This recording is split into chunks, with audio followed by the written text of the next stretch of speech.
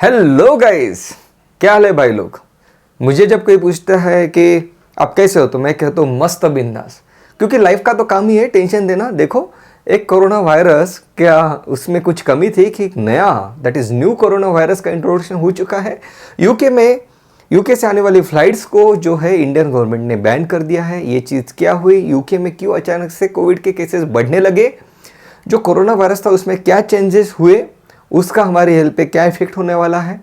Corona virus से को लेकर जो वैक्सीन फाइजर इंट्रोड्यूस करने वाला है, तो उस वैक्सीन क्या इफेक्टिव होगी इस पर्टिकुलर वायरस पे, ये सब चीज़ें हम देखेंगे, डिटेल में स्टडी करेंगे, बिल्कुल आसान शब्दों में। ओके, चला लक्ष्य दिया, fine. New corona virus, okay. तो ये है कोरोना वायरस जो कि एक एनवेलप वायरस है। ओके, मतलब आरएनए वायरस है। ये नॉर्मल कोरोना वायरस की हम बात कर रहे हैं। सबसे पहले नॉर्मल कोरोना वायरस, फिर उसको ही हम समझेंगे, उसको ही लेकर हम समझेंगे कि न्यू कोरोना वायरस में हुआ क्या है। So this is a corona virus having a envelope, having a RNA in it, and these are the spike protein. Right, simple, बढ़ते हैं आगे, don't worry. So this is your lung, this is the bronchial tree. यहाँ से मुझे लगता है कुछ non medicos भी इस वीडियो को देख रहे होंगे, इसलिए मैं थोड़ा आसान शब्दों का यहाँ पे इस्तेमाल करने वाला हूँ। Okay, so these are the lung, and lung यहाँ पे you can see these are the bronchial trees. Okay, so we have a trachea, this bronchioles and this alveoli. तो यहाँ से हम एयर को इनसाइड लेते हैं और इस alveoli के थ्रू ऑक्सीजन को बॉडी में डाला जाता है, CO2 को ले लिया जाता है। This is what the lungs do. Okay fine, this are the alveoli। मतलब यहाँ से हम रेस्पिरेशन जब हम करते हैं, जब हम ब्रीदिंग करते हैं, तो यहाँ पे CO2 O2 आएगा। O2 जो है यहाँ से ब्लड में भेज दिया जाएगा, और यहाँ से ब्लड में जो CO2 रेडी तैयार होता है उसको लंग्स में डाल दिया जाएगा। This is where the exchange of the gases takes place, that is alveoli। Can you see this alveoli surrounded by the blood vessels. Okay, so this is the alveoli। और इस alveoli में इस type से air की entry होती है। मैंने ये किया, मतलब CO2 की यहाँ पे एंट्री हुई। फिर जब हम ये करते हैं, मतलब जब सांस को छोड़ते हैं, तो यहाँ पे कुछ इस तरीके का मूवमेंट होता है, मतलब alveoli क्या हो जाते हैं, इस तरीके से कंस्ट्रिक्ट हो जाते हैं, ऑक्सीजन CO2 बाहर चला जाएगा। ओके, लेकिन एक चीज़ यहाँ पे नोट करने लायक है कि ये जो alveoli है इस टाइप से था, जब हमने एयर अंदर ली, फिर वो इस टाइप से कंस्ट्रिक्ट हो जाता है, एयर बाहर चली जाती है, लेकिन एकदम से alveoli क्या होता है, यहाँ पे कोलैप्स नहीं होता, इस तरीके से कोलैप्स नहीं होता है। क्यों? क्योंकि यहाँ पे एक सरफेक्टेंट की लेयर रहती है, एक फ्लूइड रहता है, जिसकी वजह से ये जो alveoli है ये इस टाइप से बना हुआ रहता है, एकदम से कोलैप्स नहीं हो जाता। Okay, this is what normally happens. Okay fine, वो इस टाइप से कोलैप्स नहीं होता है। फाइन, अब इस नॉलेज के साथ हम आगे बढ़ने वाले हैं। इस फ्लूइड को कहते हैं सरफेक्टेंट, जो कि यहाँ से अल्वियोलर सेल बनाता है। Okay, this is how the corona virus enters. मतलब मान लो कि अगर किसी इन्फेक्शियस पर्सन के साथ हमारा अगर कांटेक्ट आ जाता है, तो उसके ड्रॉपलेट्स के थ्रू कोरोना वायरस की एंट्री यहाँ पे लंग्स में होती है। तो this is the corona virus. Okay fine, so this is the cell, you can see these are the cells here. अब हम एक सेल को यहाँ पे जूम करके देख रहे हैं, ये है एक cell complete. This is the cell wall, right, cell से बना हुआ structure. This is the corona virus. अब ये सेल के साथ एक्चुअल में करता क्या है और न्यू कोरोना वायरस क्या करेगा, ये देखेंगे। राइट, अब यहाँ पे देखो, ये है type 2 alveolar cell. Type 2 alveolar cell क्या बनाता है, सरफेक्टेंट बनाता है, जो कि चाहिए अल्वियोलाई को कोलैप्स होने से बचाने के लिए। This is the corona virus. अब इस कोरोना वायरस के पास एक स्पाइक प्रोटीन है, राइट, स्पाइक प्रोटीन। अब ये स्पाइक प्रोटीन की वजह से, with the help of that spike protein, ये सेल के अंदर एंटर कर सकता है। सेल के अंदर एंटर करने के लिए आप डायरेक्टली एंटर नहीं कर सकते, सेल को यहाँ पे एक बाउंड्री दी गई है। तो अगर आपको अंदर जाना है तो आपके पास इस डोर की चाबी होनी चाहिए।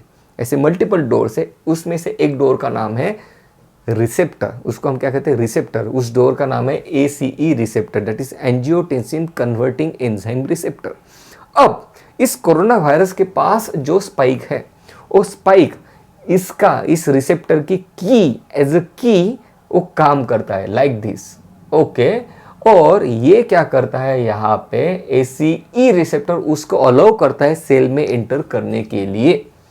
राइट। अब तक क्या हो रहा था कि कोरोना वायरस जो है, हमने कहा कि बैट्स, एक थ्योरी है ना कि बैट्स में पाया गया और बैट्स के थ्रू वो ह्यूमंस में आया। अब तक ये हो रहा था यहाँ पे कि ये जो ऐसी रिसेप्टर है उसको अलाउ नहीं कर रहा था अब तक 2019 का अंदर एंटर करने के लिए।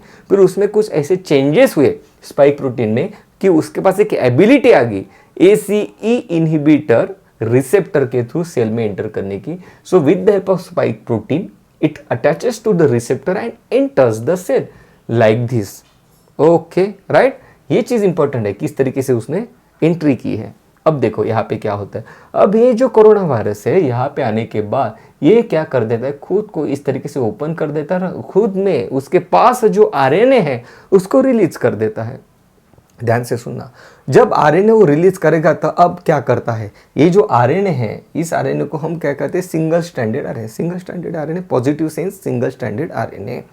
अब ये जो आरएनए है ये आपके सेल में जो आरएनए पॉलीमरेज नाम का एंजाइम है, with the help of that enzyme RNA क्या करता है, खुद की मल्टीपल कॉपीज बनाता है इस टाइप से। ये देखो आरएनए पॉलीमरेज के पास आरएनए गया और इसकी मल्टीपल कॉपीज यहाँ पे बनना शुरू हो गया। ओके, नाउ अब क्या होता है, अब इसी आरएनए को हमारा सेल जो है यहाँ पे रफ एंडोप्लाज्मिक रेटिकुलम के पास भेज देता है लाइक दिस, राइट। मतलब हो क्या रहा है देखो, मतलब सेल के अंदर वायरस ने एंट्री ली and now the virus is using your own machinery to replicate itself. खुद की मल्टीपल कॉपीज बनाने के लिए आपके सेल की ही मशीनरी वो यूज कर रहा है। सबसे पहले उसने आरएनए पॉलीमरेज का यूज किया, अब वो आपका गोल्जी रफ एंडोप्लाज्मिक रेटिकुलम यहाँ पे यूज कर रहा है।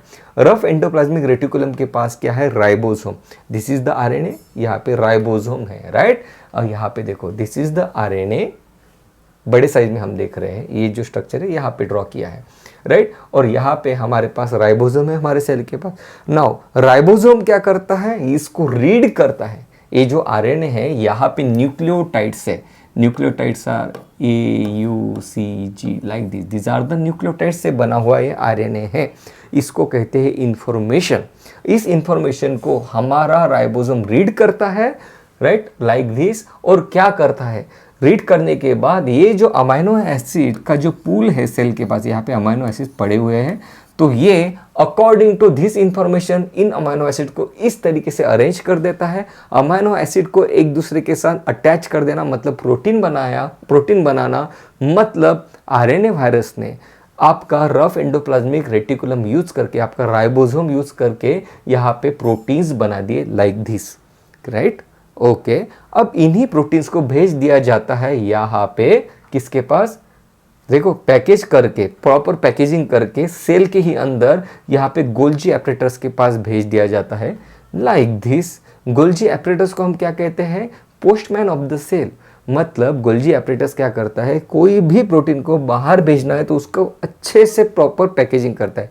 Packaging, modification and transportation, these are the three important works that the Golgi operator does. Okay, very very important point, तीन चीज, packaging, transportation and modification of the protein. तो यहाँ पे ये चीज होगी, ओके। और यहाँ पे क्या होगा, पैकेजिंग और मॉडिफिकेशन। यहाँ पे स्पाइक प्रोटीन बना, अब वो इसको मॉडिफाई कर देगा, मतलब ये जो आरएनए है, आरएनए को भी यहाँ पे मिला दिया और प्रॉपर सब जो प्रोटीन्स यहाँ पे बने उन प्रोटीन्स को प्रॉपरली अरेंज करके देता है गोल्जी ऑपरेटर, राइट। तो ये देखो इस तरीके से जो अलग अलग प्रोटीन्स यहाँ से बन के आए इसके पास, तो आपके ही गोल्जी ऑपरेटर्स ने उसको अरेंज करके वायरस, प्रॉपर एक वायरस बना के दे दिया। देखो this is how the virus uses your own machinery against you.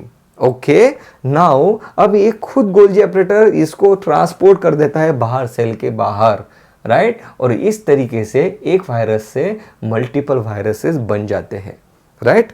This is what happens in a viral infection, in this particular infection.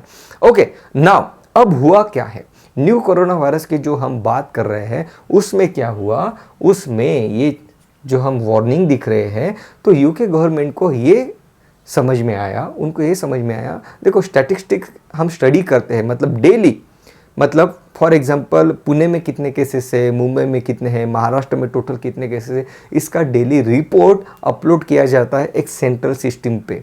वहाँ से हम स्टडी करते हैं कि न्यू केसेस कितने मिले, कितनी डेथ हुई, ये सब चीज़ें। ओके, तो ये जब स्टडी कर रहे थे वो लोग, डेली मॉनिटरिंग होता है, तो उनको दिखा कि यूके के एक पर्टिकुलर रीजन में काफ़ी ज़्यादा केसेस बढ़ गए। उन्होंने जब वहाँ पे जाके सैंपल्स लिए, उसका डिटेल स्टडी किया, तो उनको दिखा कि इस वायरस में तो म्यूटेशन आ चुका है। म्यूटेशन मतलब क्या? म्यूटेशन मतलब ये जो चीज़ यहाँ पे हम बात कर रहे थे, देखो भाई पीछे चला जा थोड़ा थोड़ा, यस। म्यूटेशन मतलब क्या कि ये जो आरएनए है, ये जो आरएनए है, इसमें कुछ ऐसे चेंजेस आ चुके हैं जो कि इस वायरस को फेवर करते हैं। किस तरीके से फेवर करते हैं? म्यूटेशन मतलब क्या? ये जो हम AUCG का जो सीक्वेंस इसके पास था, उस सीक्वेंस में चेंज आ जाना, राइट? ये चेंज क्यों आया? What is the reason for this mutation? ये चेंज नेचुरली आता है। कब आता है? ये देखो, हमने क्या देखा कि इसका जो आरएनए है, with the help of RNA polymerase इसके मल्टीपल कॉपीज बनी। तो ये जो मल्टीपल कॉपीज बनी, ये इससे हल्की सी स्लाइटली काफ़ी माइन्यूट चेंजेस उसमें हुए, राइट? धीरे धीरे धीरे, और ये over a period of time होता है, नेचुरली होता है, कभी कभी होता है, कभी कभी नहीं भी होता। This is how the mutation behaves. Okay, तो यहाँ पे म्यूटेशन आ चुका, राइट? अब ये म्यूटेशन, इसमें जो चेंज हुआ वो कुछ इस तरीके से हुआ कि इसका जो यहाँ पे जब रीडिंग करके जो स्पाइक प्रोटीन बना, ये स्पाइक प्रोटीन उस वायरस के लिए और ज्यादा फेवरेबल है। और ज्यादा फेवरेबल है मतलब इसकी जो एंट्री यहाँ पे हो रही थी, यहाँ से पीछे से, यहाँ पे देखो हम बात करते हैं, राइट? अब यहाँ पे बात कैसे हुई ये देखो, राइट? रुको 2 मिनट। ओके, तो ये जो वायरस में जो म्यूटेशन हुआ, म्यूटेशन होने के बाद जो स्पाइक प्रोटीन बना, तो ये जो स्पाइक प्रोटीन बना, ये इस तरीके से बना कि ये इस रिसेप्टर को अब और अच्छे से बाइंड कर पाता है, लाइक दिस, और अच्छे से बाइंड कर पाता है, और इसकी एंट्री जो है फैसिलिटेट कर देता है सेल के अंदर, right? So this is the new strain. New strain में क्या हुआ? म्यूटेशन हुआ। म्यूटेशन किस चीज में हुआ? स्पाइक प्रोटीन्स को बनाने वाले न्यूक्लियोटाइड सीक्वेंस में चेंज हुआ। अब क्या होगा? ये जो वायरस है सेल के अंदर आसानी से एंट्री कर पा रहा है as compare to previous strain. Strain मतलब टाइप। इसी वायरस का जो प्रीवियस टाइप था उसके अकॉर्डिंगली, उसके कंपैरिजन में ये सेल के अंदर और अच्छे से एंट्री कर पाने की एबिलिटी इसके पास अब आ चुकी है। अब इससे क्या होगा? इससे ये होगा कि इसका अब ट्रांसमिशन रेट 70% हायर है नॉर्मल कोरोना वायरस से, right? These are the initial data shared by the UK government. Okay, तो जो 70% के ज़्यादा होने से कारण क्या होता है कि रैपिडली स्प्रेड होता है। रैपिडली क्यों स्प्रेड हो रहा है? क्योंकि इसका स्पाइक प्रोटीन मॉडिफाई हो चुका है। स्पाइक प्रोटीन मॉडिफाई हुआ तो क्या हुआ? ये ACE इनहिबिटर को अच्छे से, जो रिसेप्टर है उस रिसेप्टर को अच्छे से बाइंड कर पाता है, सेल के अंदर अच्छे से एंट्री कर पाता है। So this is the new ability that the virus achieved through the mutation. Okay fine, ये चीज यहाँ पे क्लियर हुई। तो ये चीज यहाँ पे हुई है न्यू कोविड-19 स्ट्रेन में। तो क्या हर म्यूटेशन बेनिफिशियली रहता है? बिल्कुल नहीं, ऐसा नहीं है। अब इस वायरस में अब तक 17 म्यूटेशन पाए गए हैं। उस 17 म्यूटेशन में से ये जो म्यूटेशन है ये उसके लिए फेवरेबल निकला, राइट? और इसलिए अब वो रैपिडली स्प्रेड हो रहा है। Okay, right? What is the cause of mutation? This happens naturally. Okay, mutation की साइट कहाँ पे? स्पाइक प्रोटीन बनाने वाले जो न्यूक्लियोटाइड का जो सीक्वेंस है वहां से ये हो रहा है। Okay, spike proteins. Okay, what is the effect? इसका इफेक्ट ये है कि 70% it is more infectious. Yes, यहाँ पे एक और अच्छी बात यह है कि जो मॉर्टेलिटी रेट है, मतलब कितने लोगों को होने के बाद कितने लोगों की जो डेथ होने का जो रेट है, तो उसमें कोई भी यहाँ पे इंक्रीज नहीं दिख रहा है। मतलब ये काफ़ी ज़्यादा डेंजरस नहीं है। ये इसके जो मॉर्टेलिटी रेट है वो उसके पहले के स्ट्रेन जैसी ही है। ओके, सिर्फ इसमें ट्रांसमिशन ज़्यादा है मतलब ज़्यादा लोग यहाँ पे अफेक्ट हो गए, इन्फेक्ट हो गए। Okay, vaccine will be effective और नॉट? यस। अब जो वैक्सीन है, ये जो वैक्सीन है, ये जो वायरस हमने देखा, तो ये वायरस क्या है? Virus is nothing with the protein का स्ट्रक्चर। इसके बाद प्रोटीन से, ओके, जो हम वैक्सीन बनाते हैं ये प्रोटीन के अगेंस्ट वैक्सीन बनाते हैं। तो हमने जो वैक्सीन बनाई, तो उस वैक्सीन में हमने कुछ इस तरीके से बनाई कि ये वैक्सीन इस स्पाइक प्रोटीन को क्या करे? डिस्ट्रॉय कर दे, राइट? ओके, नाउ अब यहाँ पे क्या हुआ? वायरस ने अपना स्पाइक प्रोटीन का स्ट्रक्चर ही चेंज कर दिया। तो क्या वैक्सीन इफेक्टिव होगी? नंबर 1 चीज़, वैक्सीन जब बनाई गई तो सिर्फ स्पाइक प्रोटीन के अगेंस्ट नहीं बनाई गई, उसमें मल्टीपल टारगेट्स रखे गए इस वायरस को किल करने के लिए। ओके राइट, तो वहाँ पे मल्टीपल टारगेट्स के ऊपर वो वैक्सीन एक्ट करेगी और अपना इफेक्ट दिखाएगी। लेकिन प्रॉब्लम क्या है, अब आपको इसको डिटेल में स्टडी करना पड़ेगा, राइट मतलब जो ट्रायल्स आपने लिए, अब आपको उस ट्रायल्स को और स्टडी करना पड़ेगा कि स्पाइक प्रोटीन में अगर चेंज आ गया तो अब क्या होगा। तो हम ये इस स्टेज पे ये नहीं बता सकते कि वैक्सीन जो ऑलरेडी बन चुकी है वो इसके अगेंस्ट इफेक्टिव रहेगी, ना ही हम ये बोल सकते कि इसके अगेंस्ट इफेक्टिव नहीं रहेगी, लेकिन ज़्यादातर चांसेस ये है कि vaccine will work. Okay fine, ये चीज़ क्लियर हो गई। ओके नाउ तो इस तरीके से वायरस आ जाता है तो आप कहोगे कि इस वायरस के अगेंस्ट क्या हमारी बॉडी कुछ काम नहीं करती खुद को बचाने के लिए, इस वायरस को मारने के लिए कुछ नहीं करती। ये वायरस हमारे सेल के अंदर चला जाएगा, हमारी मशीनरी को यूज़ करेगा, तो हमारी बॉडी कुछ नहीं करेगी? बिल्कुल करेगी। ये देखो राइट, जैसे इस सेल्स, ये जो सेल है अपना, इस सेल से बाहर ये वायरस निकला तो ये क्या कर रहा है, ये इंटरफेरॉन नाम का केमिकल रिलीज कर रहा है। रिलीज करने के बाद ये बता रहा है उसके एडजेसेंट सेल्स को कि भाई मुझ पे अटैक हुआ है, तुम लोग अलर्ट हो जाना। ओके, तो इंटरफेरॉन जब रिलीज होता है तब सेल में मतलब हमारे लंग्स में मैक्रोफेजेस जो है, ओके जो मैक्रोफेजेस है, ये मैक्रोफेजेस यहाँ पे रिक्रूट कर दिए जाते हैं जो कि हमारे सोल्जर है। अब क्या करता है यहाँ पे मैक्रोफेज यहाँ पे इंटरल्यूकिन नाम का केमिकल रिलीज कर देता है इस वायरस को मारने के लिए, और यहाँ से न्यूट्रोफिल को मतलब बाकी सोल्जर्स को बुलाने के लिए। तो यहाँ पे देखो with the help of interleukin यहाँ पे न्यूट्रोफिल्स आ जाते हैं जो कि और अपने सोल्जर से। ओके, अब यहाँ पे देखो जब इंटरल्यूकिन जब रिलीज होता है मैक्रोफेज से, मैक्रोफेज ने इंटरल्यूकिन क्यों रिलीज किया? न्यूट्रोफिल को बुलाने के लिए। इंटरल्यूकिन का इफेक्ट क्या हुआ, ये ब्रेन में जाएगा और आपका जो थर्मोस्टैटिक सेंटर है उसको एक्टिवेट कर देगा, इसलिए कोरोना वायरस में फीवर आता है। ओके, अनदर थिंग यहाँ पे important point two note is yes कि यहाँ से राइट इंटरल्यूकिन जब रिलीज होता है तो इंटरल्यूकिन ये जो ब्लड वेसल है इस ब्लड वेसल की परमिएबिलिटी बढ़ा देता है। ओके, तो मतलब इस जो ब्लड वेसल में जो ब्लड है उसमें जो सीरम है यहाँ से एज एक्सुडेट यहाँ पे लंग में एंट्री कर देगा। एंट्री करने के वजह से यहाँ पे जो एक्सुडेट बना वो एज अ कफ यहाँ पे फॉर्म होने लगता है, जो हम कहते हैं कि कफ होता है। कोविड इन्फेक्शन में कफ क्यों होता है? क्योंकि हमारे बॉडी जो वायरस पे अटैक कर रही है, रखे उस अटैक में हमारे बॉडी को ही क्या हो रहा है, हमारे बॉडी को ही डैमेज हो रहा है। So this is how the cough forms. And obviously अब यहाँ पे जब कफ फॉर्म हो रहा है, ये देखो ये यहाँ पे लिक्विड था दैट इज सर्फेक्टेंट था, उसके ऊपर कफ आ गया, यहाँ से तो ऑक्सीजन CO2 का एक्सचेंज होने वाला था। अब यहाँ पे कफ की वजह से ऑक्सीजन यहाँ से अच्छे से एंटर नहीं कर पाता है ब्लड में, ना ही यहाँ पे जो CO2 है ये CO2 एंटर कर पाता है अल्वियोलाई में। इसकी वजह से यहाँ पे ब्रेथलेसनेस होने लगता है कोविड पेशेंट्स में। This is the reason why there is a breathlessness. Breathlessness क्यों हुआ? इंटरल्यूकिन रिलीज हुए, इंटरल्यूकिन रिलीज हुए, ब्लड वेसल की परमिएबिलिटी बढ़ी, ब्लड वेसल की परमिएबिलिटी बढ़ी तो यहाँ पे जो ब्लड के जो कंपोनेंट्स है, जो सीरम है यहाँ पे एंटर करने लगता है, जिसकी वजह से कफ होने लगता है। Okay fine. ओके, जो CO2 बनता है ये CO2 क्या करता है, बाइकार्बोनेट में कन्वर्ट हो जाता है और किडनी की इंजरी होती आती है इसमें। इसलिए कोविड पेशेंट्स में kidney failure is one of the most common serious manifestation जो कुछ लोगों में पाया जाता है।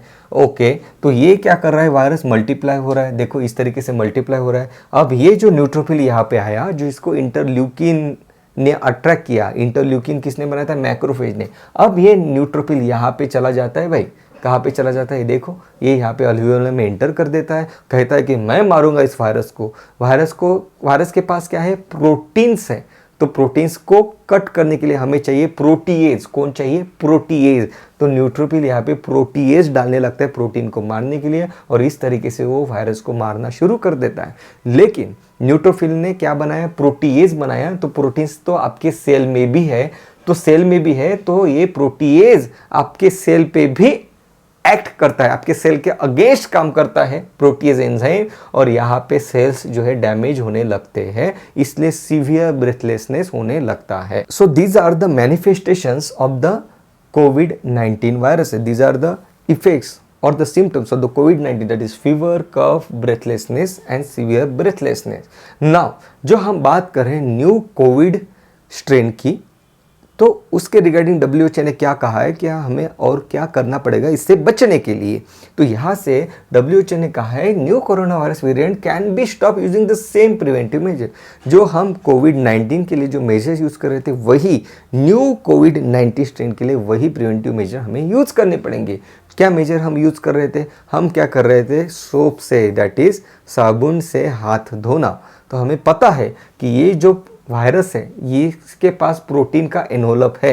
ओके, दैट इज द जो एनवलप है ये बना है यहाँ पे फॉस्फोलिपिड लेयर से, राइट। इस टाइप से फॉस्फोलिपिड बाइलेयर से प्रोटीन का जो आउटर वॉल, वायरस की जो आउटर वॉल है ये बनी है फॉस्फोलिपिड बाइलेयर से। जब हम साबुन लगाते हैं हाथ पे, तो वहाँ पे भी लिपिड्स के मॉलिक्यूल्स है। जब हम हाथ को इस तरीके से रब करते हैं, तो ये जो हमारा सोप है, ये सोप क्या करता है, वायरस के एनवलप में इस तरीके से इंटरमिंगल कर लेता है, राइट, इस तरीके से, और उसको बाहर खींच लेता है, जिसके वजह से वायरस जो है ये ब्रेक हो जाता है। इसलिए हम क्या कहते हैं कि 20 सेकंड्स तक हाथ धोओ, मतलब क्या है कि ये जो एनवलप है ये कंप्लीटली ब्रेक हो जाए। ये हमारा उसके पीछे मोटिव है।